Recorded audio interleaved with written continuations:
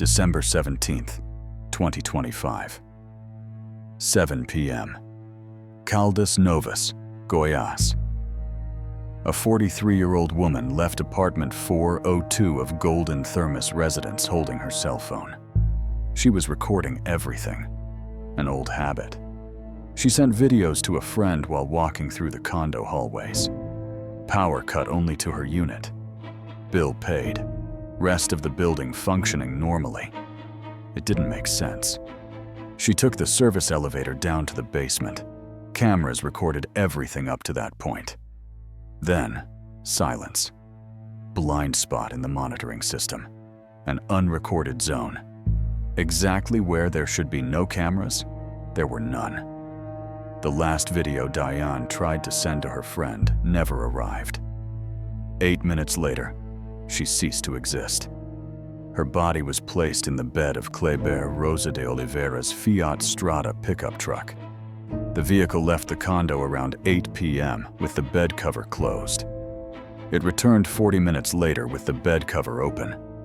Cléber Rosa de Oliveira, 49 years old, building manager, went up to his apartment, took a shower, had dinner, and went to sleep. For 42 days, this man followed his routine. He greeted residents, managed the condo, talked to police, showing concern about the realtor's disappearance, offered theories, cooperated with searches. His name was prominently displayed at the building entrance. Manager, the person responsible for looking after the well-being of all residents. He had killed one of them. Golden Thermas Residence, vacation condo in Caldas Novas, a tourist city known for its thermal waters.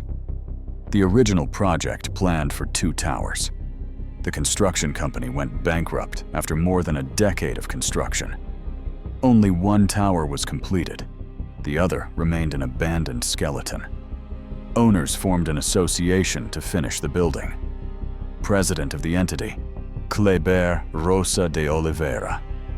He coordinated construction, negotiated with suppliers, made unilateral decisions. When the tower was ready, he naturally assumed management of the condo. Nobody questioned it. Nobody dared. Residents described his management with one word: authoritarian. He treated the building as personal property. He determined who could use common areas, controlled visitor access, instructed the front desk not to assist certain condo owners, blocked package deliveries, prohibited residents from communicating with each other without his consent. His name at the building entrance wasn't just identification. It was territorial demarcation. "It's like a cult within a fiefdom," reported Elizabeth, owner of 4 apartments. "You need to understand that outside your door, he's the one in charge." It wasn't an exaggeration. It was an accurate description. Dona Nils's family owned 6 apartments in the condo, 2 units for personal use, 4 for tourist rentals. Significant income. But managing from Uberlandia in the Triangulo Mineiro region was becoming impossible. Each rented apartment created a new problem with the manager. Daiane, one of the daughters, decided to move to Caldas Novas. She would assume management in person, solve the problems, deal with tenants, and, inevitably, deal with Cléber. She arrived bringing efficiency the building had never experienced. Apartments always clean, preventive maintenance, satisfied guests. Soon other owners began asking for her help. Daiane managed well, much better than Cléber, and that became the problem. Owners began questioning why they paid so much if a resident solved everything on her own. They started suggesting that Daiane take over official management. A petition circulated. For Cléber, this wasn't just a loss of position. It was a loss of power, loss of control, loss of extra income he obtained by directing services to companies where he had stakes. It was unacceptable. The war began. November 2024. conflicts formalized. Daiane's family directly assumed management of the apartments, removing Cléber from the central role he had played until then. From that moment on, the manager operated in permanent retaliation mode.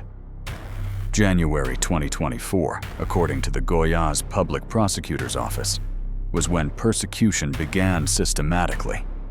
Rental above the permitted number of guests was the initial pretext. From there, Cléber made maintenance difficult, monitored the realtor's movements, sabotaged essential services one by one. Water, internet, gas, electricity. February 2025. Physical confrontation. An argument in the condo hallway. Cléber assaulted Daiane with an elbow strike. She went to the front desk in desperation. Cameras recorded it. Facial injury confirmed. Police report filed. First time the conflict left the internal sphere and became a police matter. June 2025. First officially documented power cut. Daiane verified there was no outstanding balance in her name with the utility company. The interruption had been made by the condo itself, under the allegation that she violated internal regulation rules by maintaining commercial activities in the apartment. She denied it, said she had only installed a closet for personal use. The condo conditioned power restoration on the delivery of materials. Systematic sabotage. Documented. Repeated. Between February and October 2025, new episodes accumulated. Frequent interruptions. Power cut without warning. Water shut off without explanation. Internet blocked without justification. Always when Daiane's apartments were occupied by guests.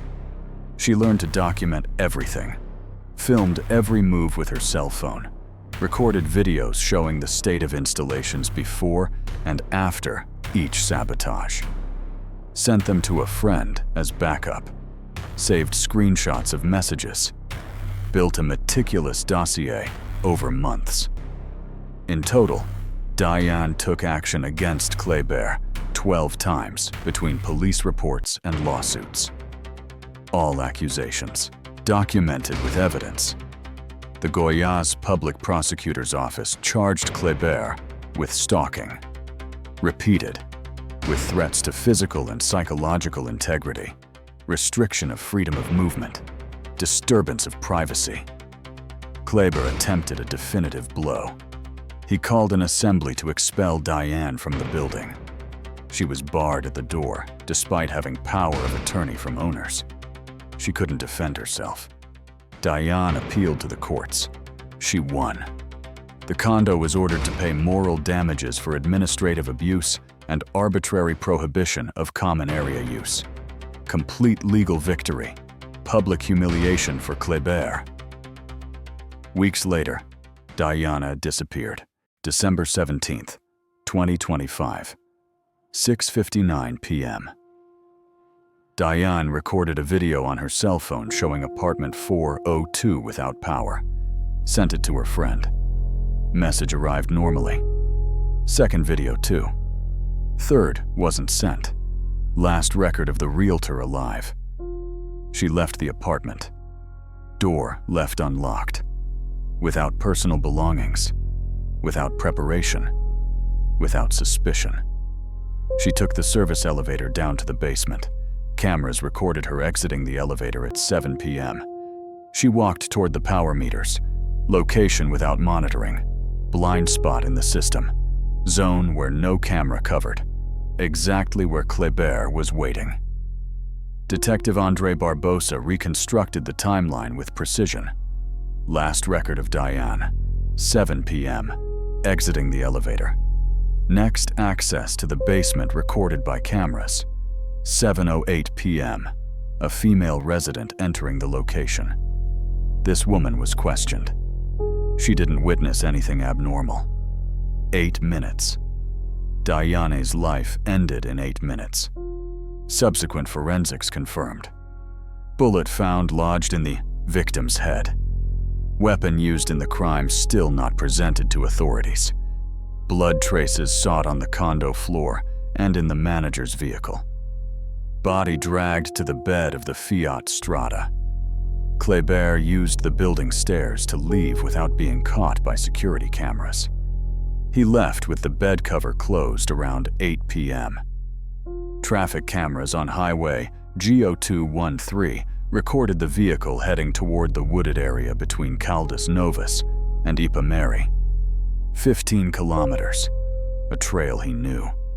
He arrived at the location, unloaded the body, abandoned it in a wooded area, on an embankment covered by dense vegetation.